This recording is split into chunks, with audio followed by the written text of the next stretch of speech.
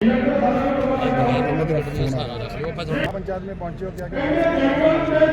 देखिए, आदरणीय सुखविंदर सिंह खोसा जी और उनके संगठन बीकेयू खोसा द्वारा आज मोगा में बहुत बड़ी पंचायत आयोजित की गई है। हमारी कुछ दिन पहले दिल्ली में मीटिंग हुई थी एसकेएम राजनीतिक की। वहाँ पे ये तय किया गया था कि फरवरी 2024 में दिल्ली में एक दोबारा से बड़ा मोर्चा लड़ने के लिए, किसानों को जागरूक करने के लिए पूरे देश भर में 22 बड़ी बड़ी किसान महापंचायतें करी जाएंगी।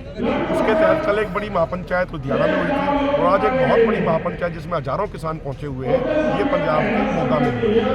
जो हमारी मांगे हैं, जिनको लेके अब दिल्ली में आंदोलन की तैयारी करी जा रही है, सबसे बड़ी मांग तो हमारी ये है कि पूरे देश के किसानों को कर्ज मुक्त किया जाए। जब किसानों का कर्जा माफ करने की बात आती है तो भारत सरकार कहती है कि भाई हमारे पास पैसा नहीं है, हमारे पास बजट नहीं है। लेकिन इसी सरकार ने संसद में ये स्वीकार किया कि 2014 से लेकर 2022 तक इस सरकार ने कॉर्पोरेट घरानों का 14,53,000 करोड़ रुपया एनपीए कर दिया। ये संसद में कही हुई बात है सरकार की तरफ से। तो जब उनका कर्जा माफ करने की बात आई, जब सरकार के पास पैसा ही पैसा, किसान का कर्जा माफ करने की बात आती है, कहते हमारे पास पैसा नहीं है। दूसरी हमारी मांग ये है कि स्वामीनाथन आयोग के C2+50% फार्मूले के अनुसार फसलों की एमएसपी पे खरीद की गारंटी का कानून बनाया जाए। और हम ये याद दिलाना चाहते हैं कि माननीय प्रधानमंत्री मोदी जी जब मुख्यमंत्री होते थे गुजरात के, तो 2011-12 में मुख्यमंत्री मोदी जी ने कंज्यूमर अफेयर कमेटी के चेयरमैन होने के नाते उस समय के प्रधानमंत्री डॉक्टर मनमोहन सिंह जी को ये लिखित में रिक्वेस्ट भेजी थी कि किसानों के लिए एमएसपी पे खरीद की गारंटी होनी चाहिए, खाली एमएसपी घोषित करने से कुछ नहीं होगा। लेकिन प्रधानमंत्री बनने के बाद अपनी बात को ही भूल गए। इन्हीं प्रधानमंत्री मोदी जी ने 2014 के चुनाव से पहले हजारीबाग की सभा में कहा था कि अगर मैं प्रधानमंत्री बना तो पहली कलम से स्वामीनाथन आयोग की रिपोर्ट लागू करूंगा और C2+50% फार्मूले के अनुसार फसलों का एमएसपी किसानों को दूंगा।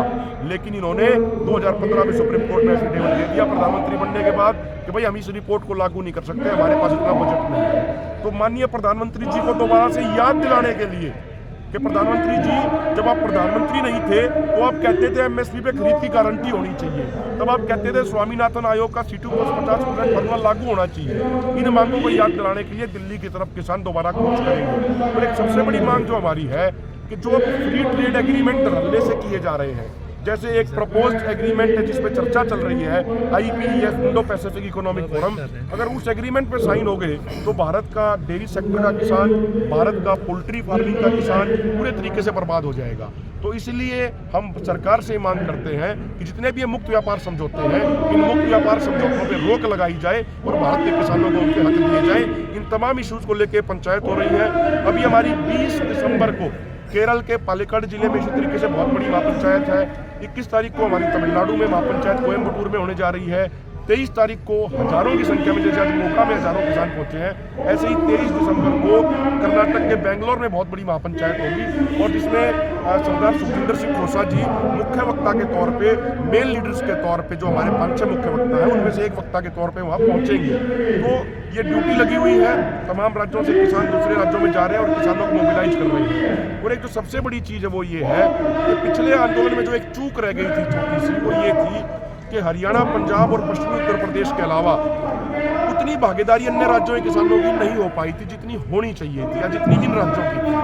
इसीलिए उस कमी को अब पूरा करने के लिए हरियाणा, पंजाब, पश्चिमी उत्तर प्रदेश के अलावा अन्य राज्यों में बहुत जोरदार तैयारियां चल रही हैं।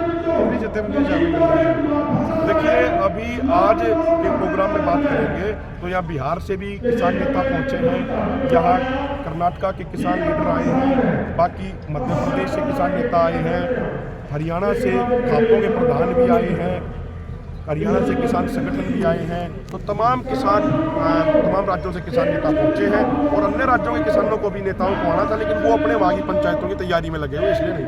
ये एसकेएम से अलग है सर। देखिए, जब एक किसान आंदोलन खत्म हुआ तो उस समय जो किसान